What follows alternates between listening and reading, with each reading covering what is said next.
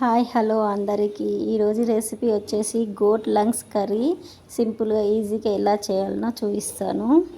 ఇది టేస్టీగా ఉంటుంది, ఒకసారి ట్రై చేయండి.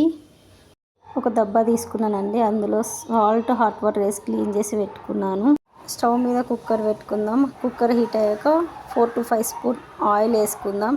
2 పచ్చిమిర్చి కట్ చేసుకొని వేసుకొని అది ఫ్రై అయ్యాక 2 మీడియం సైజ్ ఆనియన్స్ వేసుకొని అవి ఫ్రై చేసుకుందాం. ఆనియన్స్ మంచిగా ఫ్రై కావాలండి. అందులో కచ్చపచ్చగా దంచిన ఎల్లిగడ్డ వేసుకొని అది ఫ్రై అయ్యాక కొంచెం పుదీనా, కొంచెం కొత్తిమీర వేసుకుందాం. అది కొంచెం కలుపుకొని కొంచెం లైట్గా ఫ్రై కావాలా. స్పూన్ అల్లం వెల్లిగడ్డ పేస్ట్ వేసుకుందాం. పచ్చివాసన పోయేదాకా వేయించుకుందాం. కొంచెం పసుపు, 1 స్పూన్ సాల్ట్, 1 స్పూన్ ధనియాల పొడి, 1 స్పూన్ రెడ్ చిల్లీ పౌడర్, కొంచెం మటన్ మసాలా వేసుకుందాం. ఒకసారి కలిపేసుకొని ఈ స్పైసెస్ అన్నీ కొంచెం ఫ్రై అయ్యాక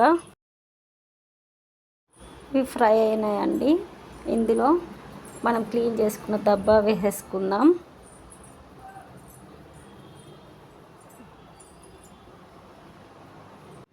కూర మొత్తం వేసేసుకుందాం. ఇవి వేసుకొని ఒకసారి బాగా కలిపేసుకొని మూత పెట్టేసుకొని 5 మినిట్స్ మగ్గనిద్దాం.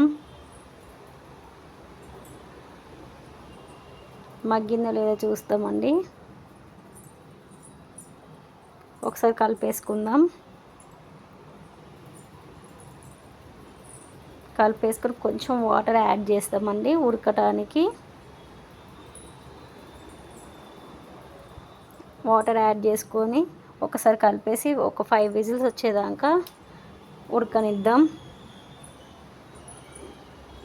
ఈ కర్రీ బాగుంటుందండి, పిల్లలకి ఇష్టంగా తింటారు. ఒకసారి ట్రై చేయండి.